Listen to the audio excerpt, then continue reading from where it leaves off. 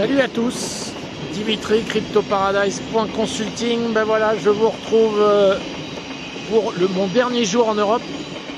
J'ai décidé de faire cette vidéo depuis Londres Gatwick, où je suis en transit, avec encore quelques heures d'attente avant de retourner à Maurice. Et je voulais évidemment vous faire un point sur ce qui s'est passé au Liberland. Si vous avez suivi mes fils Twitter, vous avez vu qu'on a eu des événements absolument terribles là-bas. Bon, avant de démarrer, avant toute chose, comme d'habitude, je vous rappelle qu'évidemment, vous pouvez me retrouver sur Twitter, comme je vous le disais. Abonnez-vous, n'hésitez pas. Et puis, vous avez mon site internet CryptoParadise.consulting si vous souhaitez me contacter pour toute question concernant l'expatriation ou autre d'ailleurs. Et vous avez aussi ma chaîne Odyssée sur laquelle vous allez retrouver toutes mes vidéos au cas où celle sur YouTube serait un jour censurée.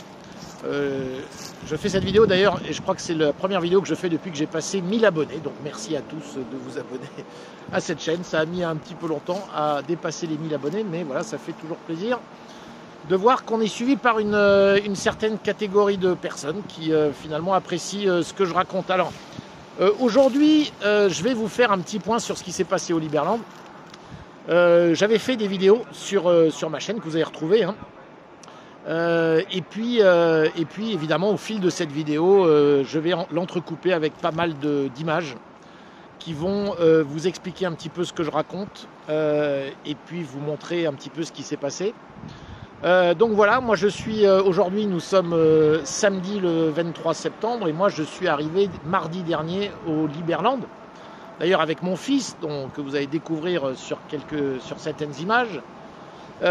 Qui a souhaité venir voir un petit peu ce qui se passait là-bas. Et écoutez, d'abord, avant tout, le Liberland, je refais un petit rappel. Le Liberland, c'est un territoire qui est pris en fait entre deux bras du Danube. Voilà, parce qu'on me pose toujours la question, mais comment ça se fait, etc. Alors je vais essayer de répéter, je l'avais déjà expliqué dans une vidéo précédente, mais il y a quelques temps. Donc, à la suite de la séparation, enfin de l'explosion de la Yougoslavie, des nouveaux pays ont été créés, vous savez, la Croatie, la Slovénie, la Serbie, etc.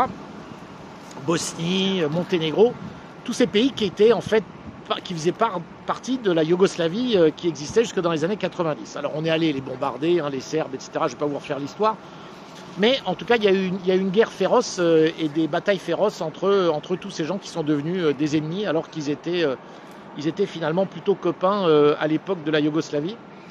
Et en tout cas, ça a créé des tensions clairement entre la Serbie et la Croatie. Mais alors en tout cas, il y a des bras dans le Danube, des parcelles, si vous voulez, suite je dirais au tracé du Danube, hein, qui a donc évolué avec le fil du temps. Ça a créé des espèces de petits îlots que ni un pays ni l'autre n'ont revendiqués. Alors, vous allez me dire pourquoi? Parce que le problème, c'est que selon les règles établies entre les pays, notamment entre la Serbie et la Croatie, puisque le Danube circule entre les deux pays et délimite la frontière, eh bien, chaque pays, en fait, estime que la partie dont on parle, qui s'appelle Gornja Siga, G-O-R-N-J-A, plus loin S-I-G-A, je vous laisserai rechercher ça, vous allez trouver des informations là-dessus sur Google. Cette partie qui s'appelle Gornja Siga était une partie donc coincée entre deux bras du Danube et que la Serbie estime appartenir à la Croatie et la Croatie estime que ça appartient à la Serbie. Alors pourquoi ni l'un ni l'autre n'en veut? Parce que s'ils revendiquaient cette partie-là, ça aurait des conséquences sur pas mal d'autres parties sur lesquelles par contre ils n'ont aucune envie de lâcher prise. Voilà l'histoire pour la faire simple et rapide. Mais alors évidemment ça a créé cette opportunité incroyable et qui a permis en 2015 à Vít Jedlička, ce Tchèque qui était plutôt libertarien, même très libertarien, qui avait créé un parti en République tchèque, de décider en fait de prononcer la création de ce pays, le Liberland, en 2015. Et le 13 avril 2015, il a annoncé l'existence de ce pays, le Liberland, sur cette terre qui, en droit international, il a estimé que c'était terra nullus, c'est-à-dire une terre non revendiquée, qui est donc revendicable par le premier venu. Ce qui n'est pas faux, hein, ce qui est pas faux du tout, puisque effectivement, cette terre, pour les deux parties qui la juxtaposent, eh bien, elle n'appartient ni à l'un ni à l'autre. Voilà. Maintenant, donc je suis arrivé mardi dernier au Liberland, sachant que vous l'avez suivi certainement dans les mois qui ont... En fait, l'année dernière, j'étais déjà allé, j'avais fait des vidéos, hein, vous allez retrouver tout ça dans mes contenus de vidéos, hein, je ne vais pas vous mettre les liens, mais il suffit que vous regardiez sur ma chaîne, vous allez retrouver ce qui s'est passé l'année dernière. J'avais fait des vidéos assez amusantes parce qu'on était allé pareil en famille au Liberland, mais on s'était retrouvé, si vous voulez, dans l'impossibilité d'accéder au territoire.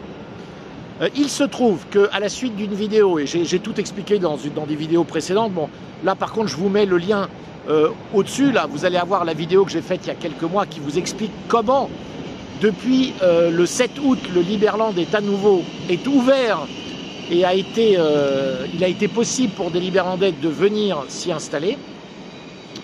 Eh bien ça a créé évidemment un afflux, et puis voilà. Donc je me suis retrouvé mardi à y aller, et là, vous le découvrez sur les images que je vous montre, hein, j'ai été bluffé par les installations, et puis j'ai fait moi-même des vidéos sur la chaîne, là, où des vidéos un peu rigolotes d'ailleurs, où je dirais, je partage mon enthousiasme hein, pour ce que j'ai découvert sur place, c'est-à-dire une communauté extraordinaire de personnes toutes motivées, toutes ayant à cœur la liberté, et surtout qui en quelques semaines, c'est-à-dire en 3 semaines, ont construit sur place quelque chose d'assez extraordinaire. On avait une cuisine, on avait des toilettes, on avait une douche, on avait à manger tous les jours, on avait le Wi-Fi avec une connexion sur les satellites d'Elon Musk, Starlink.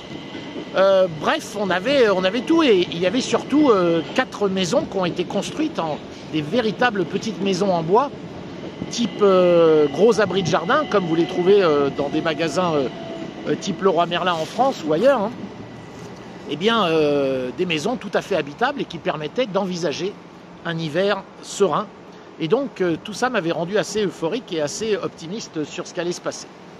En revanche, on avait toujours droit à ces visites régulières de policiers, mais qui finalement, pour la plupart, je dois dire, étaient plutôt cordiales, et des policiers qui étaient plutôt, somme toute, relativement sympathiques, qui faisaient leur boulot. Ils venaient nous demander nos papiers tous les matins, tous les soirs, mais on n'a même pas été dérangé la nuit, on a pu planter notre tente, enfin bref, tout ça, ça a été très sympa, jusqu'à ce que, jeudi matin, on entende des bruits.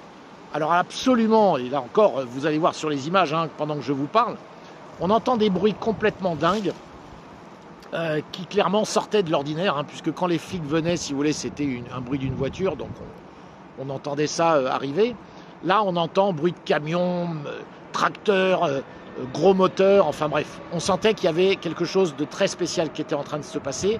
Il était 8 h du matin jeudi, et ça n'a pas loupé. On a vu débarquer une vingtaine de policiers, et accompagnés de personnes avec des casques de travail, tous membres, en fait, tous du personnel de la protection des forêts de la Croatie, hein, j'ai pas d'autre mot pour les appeler comme ça, protégés par la police, qui nous ont expliqué, mettez-vous à part, vous ne pouvez pas intervenir, si vous intervenez, on va employer la force, si vous essayez de vous interposer, on emploiera la force, nous considérons tout ce qui est ici comme des déchets illégaux dans la forêt, et nous allons donc tout détruire, vous pourrez uniquement garder vos effets personnels, c'est-à-dire valises et ce que vous pouvez porter.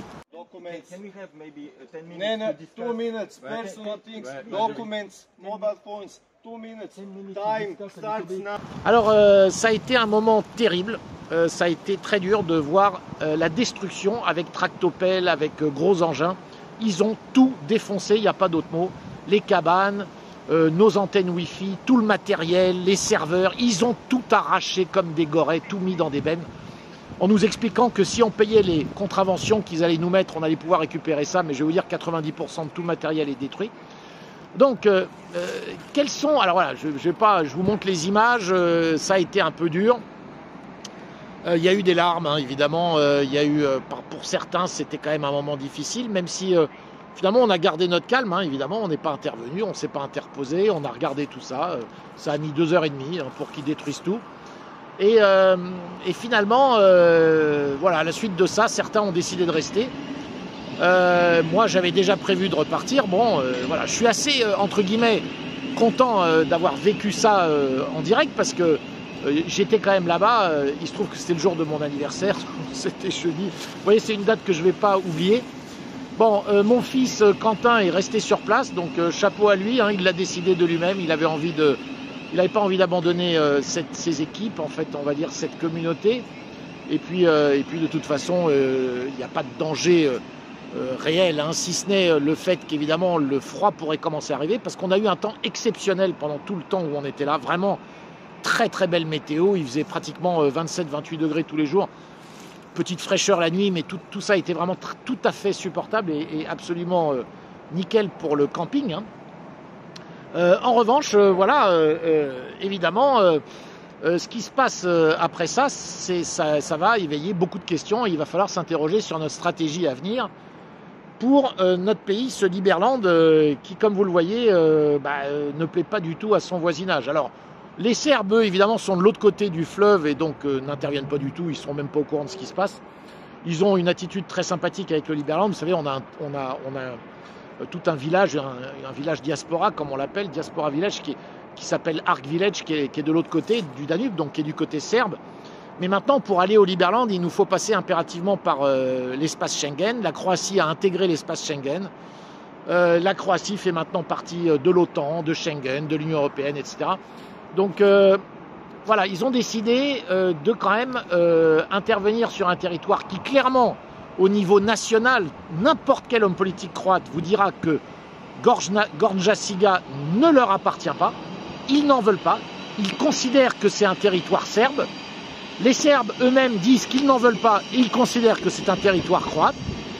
Bon, les Croates ont fait une annonce il y a une semaine en expliquant que Gornja Siga était un territoire qui n'intéressait que deux parties et qui était une dispute entre deux parties. En aucun cas, ça pouvait intéresser une troisième partie, évidemment, sous-entendu le Liberland. Donc, vous voyez, on est dans un micmac juridique qui, aujourd'hui, je ne vais pas vous faire... la seule chose que je vois venir, tu vois, il y a deux choses. D'abord, qu'est-ce qu'on fait sur place? Donc, la petite équipe qui est restée, hein, vous le voyez sur les images que je vous mets aussi... elle est là, elle est sur place, elle a encore le sourire, on leur amène à manger. Alors le problème c'est qu'ils risquent de faire un blocus de l'endroit. La police nous a sortis de là en nous expliquant que nous on avait le droit de rester si vous voulez, hein. C'était pas nous qui mettaient dehors, c'était tout ce qu'ils considéraient entre guillemets comme des déchets.